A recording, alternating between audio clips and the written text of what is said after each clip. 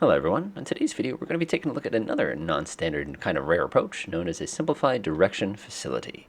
So let's go ahead and take a look at our SDF plate here. We're here in Morristown, Tennessee. This is again the United States. My understanding is there's very few of these particular types of approaches left pretty much on Earth. They've all been replaced by other methods. So basically what we're going to be doing today is we're going to be coming from Leib's intersection, which is going to be 14.2 nautical miles away from this thing called an SDF. So what is an SDF? Well, an SDF is sort of kind of like, almost like a VOR localizer kind of approach. However, it usually doesn't perfectly align with everything that's going to be there. So basically, it's almost going to act like an NDB. Speaking of NDBs, take a look at this IAF for Jefferson here. It is an NDB. So what we're actually going to be doing today, and this is going to be a little crazy because this is not a very precise approach, is we're essentially going to be coming from here, trying to line this NDB up with this SDF while measuring the distance all the way down to the ground. Now, to complicate things, we don't have glide slope information here. As a matter of fact, if I scroll down here, take a look here. We're supposed to be crossing JXT NDB. Again, that's Jefferson NDB, if we were coming from this direction, by the way. Come down at 2 Tree, do a procedure turn to flip ourselves around, get ourselves down to 3,200 feet, proceed level until we recross the NDB, and then we're supposed to do a 3-degree descent all the way down to our Morristown landing facility. Now, this is crazy. So as usual, things we need to pay attention to. We're interested in our category. We're flying a Cirrus today, so we're obviously going to be at 1860 feet, 3/4 of a mile visibility, which is actually fairly precise. We're not doing a circling approach. Coming over here, this is very valuable to us. It looks like we're going to be 3 minutes and 56 seconds from the NDB all the way down to the runway. Again, we could be insane and go zip down as fast as we can down to 1860 feet and basically choo-choo along and hope we see the end of the runway. Tremendously dangerous. Again, if you don't see sharp, you see fit. And that's basically all there is to it. Missed approach is pretty straightforward, but look at how absurd. We're going to be 2,000 feet, then we're going to come directly to 3,200, and then we proceed direct back to the NDB.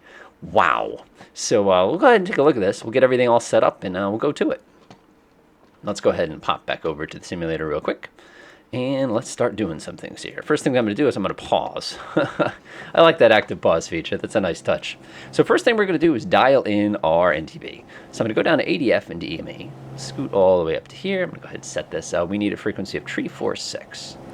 Usually what you want to do too is you want to turn on the audio in this, and you want to double check to make sure that what you're listening to is the facility that you actually want to go to. Looks pretty good. Enter. Now notice nothing happened because we haven't told it to do anything. So I'm going to go to PFD. I'm going to do bearing 2, and I'm going to set it to ADF. So now we've got this little needle pointing in the correct direction, which is actually super handy for us. We want to double check that later on to make sure it's actually correct. So of course, if we wanted to check this out in the real world, I don't know why my lights are shut off, we could actually come down here and turn on the audio for that particular thing and actually listen to it, but I'm not going to worry about that too much on that one. Not for today anyway. So the other thing we're going to do is we're going to set up our SDF facility. Now, if you take a look back over at the other piece here, let's jump back and look at our little plate here.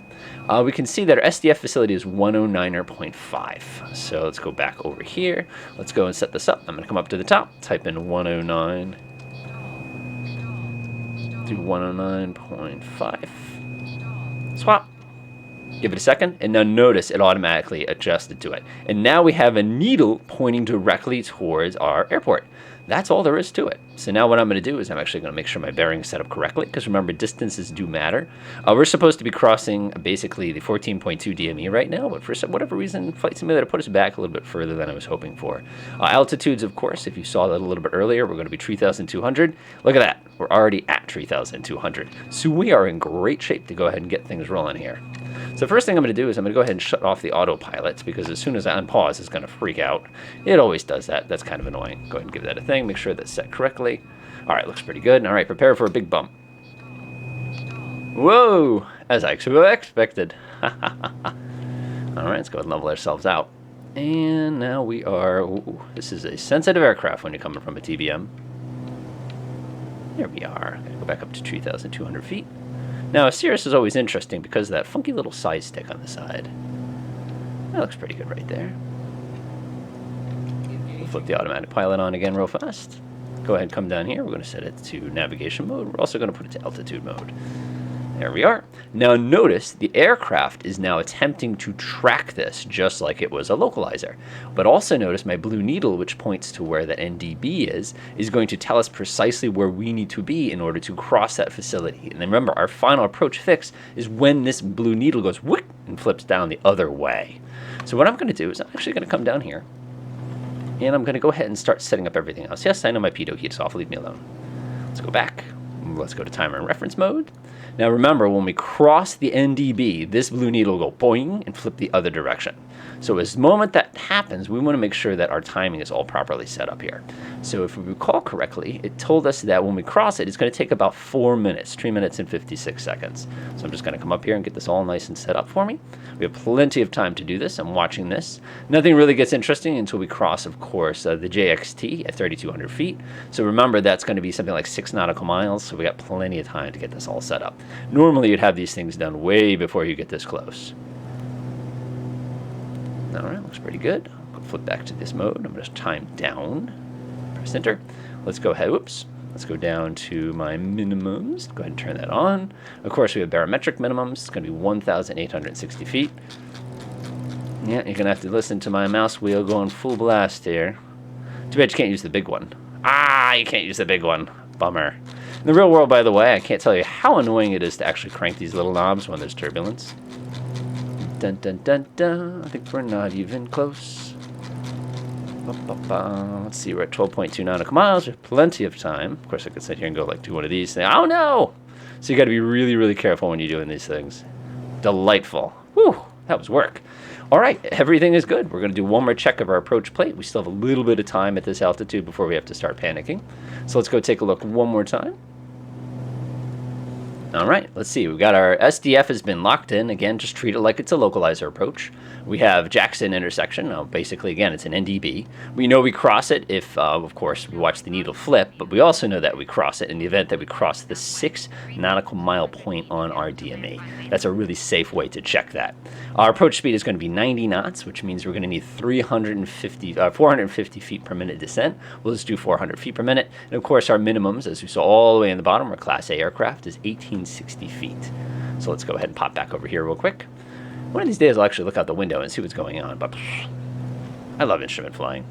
All right, we're at 9.9 nautical miles away. Remember, we're not going to be crossing JXT, which is at Jackson and DB, until we get to, like I said, about 6 nautical miles. So we have a little bit of time. So let's go ahead and get everything else set up. Why not? So I'm going to set my selected altitude. Remember, we're going to be descending down to our minimums. We don't want to be crossing our minimums. We want to be very cautious here. Let's see here, local altitude. I just wanted to take a look at my plate at the same time. Local altitude, airport elevation is 1313 feet. So that's going to be 600, 1860. Okie doke. That looks pretty good. I'm just mentally going through everything real quick. Looks good. I don't need this. I'll put that away for now. We're not going to care until that ADF needle goes boing and flips around, or we cross 6 nautical miles. For all we know, the NDB isn't working properly. Start our deceleration here. We're going pretty darn fast. Oh, it looks nice today. Not too many mountains or anything crazy like that, so I'm feeling pretty confident with that. All right, let's go ahead and set our altitude up. Again, we're going to set that right down to the minimums, because we don't want to cross that if we can help it, because that would be very bad. Again, we're slowing all the way down to 90 knots, because that's going to be our total approach speed there. Got a little bit of turbulence today, but nothing too bad. Look at this. Look at the needle. Look at the needle. Boing. All right, so now what we have to do is I'm going to go ahead and pause so you can see everything happen at once here. So the first thing we're going to do is we're going to go ahead and make sure we start our timer. We just crossed the final approach fix. So we want to make sure that's started. We're going to make sure, coming down here, we're going to set vertical speed mode, and we're going to set it to about 400 to 500 feet per minute. And we're basically just going to fly things manually all the way down onto the ground. So go ahead and unpause. Let's go ahead and reduce power. The nice thing is we don't have to worry about pesky things like, landing lights and stuff like that. Or not landing lights, landing gear, not in this aircraft. All right, go ahead and get myself a nice descent going. And about 500 feet per minute is going to be a pretty ideal amount. Don't forget to start your timer, though. Obviously, there's a start timer button, usually closer on the yoke. All right, go ahead and flip the automatic pilot back on. Vertical speed looks good. Physical speed looks a little slow. Remember, this is going to be based on ground speed. It's not going to be based on airspeed, so you have to be very cautious of that. You can see, even though it says I'm doing 84, my actual airspeed is this. My ground speed is 100, which is actually very problematic because that indicates we actually have a tailwind.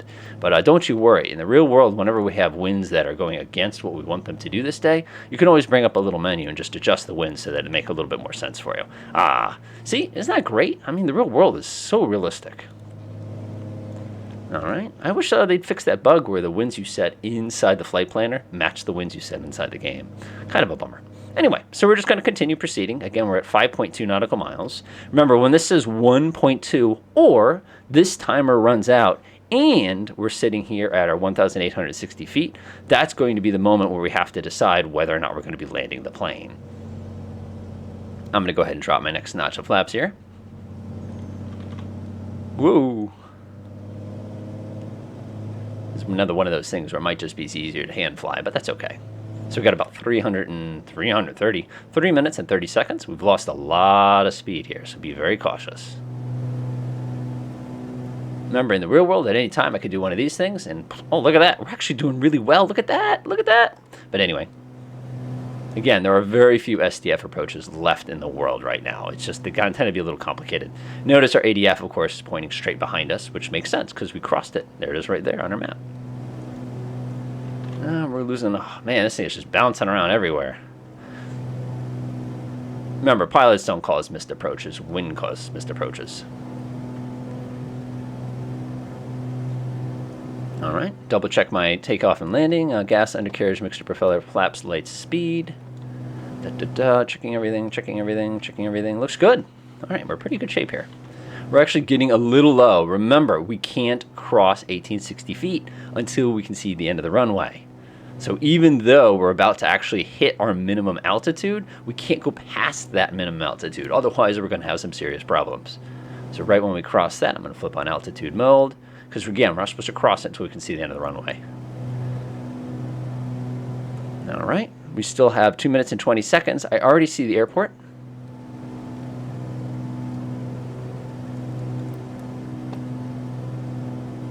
Now here's a bad, dangerous game. Don't keep descending. Actually, I'm actually going to shut the autopilot off because I'm not thrilled with this performance at the moment. There we go. Come back up a little bit. Perfect. Okay. So now what we would do is if we got to our minimum altitude early, we'd hang out at the minimum altitude until either our timer expired, we saw the runway, or whatever reference, in this case it would probably be a DME reference, tells us that we've hit our missed approach point. So it's really important that you consider all those aspects while you're doing these approaches. But other than that, just treat it like a localizer approach. There's really not a lot to it. Start slowing down, make sure my flaps are down. We checked that earlier. This turbulence is pretty nasty, but again, it's nothing any worse than it is in the real world, unfortunately. You know, I can tell you more than one story where I cannot believe the plane actually touched down on the back wheels because the turbulence was that bad. But this is pretty bad. You would think I'm like shaking the controller, but if you actually look over at the side stick, I'm keeping that thing steady as a rock right now.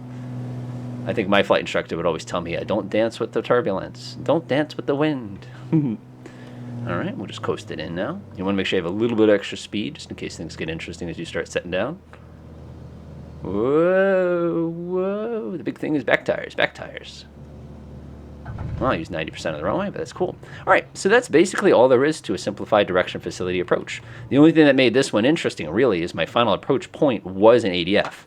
And you can see that we were going a lot faster than we expected because we actually got to the airport about 45 seconds earlier. And you could see the impact of, again, manually controlling our altitude. Hopefully this helps a little bit as far as those approaches go. You're not really going to see them. Otherwise, just treat them like localized approaches and you'll be very successful. Enjoy.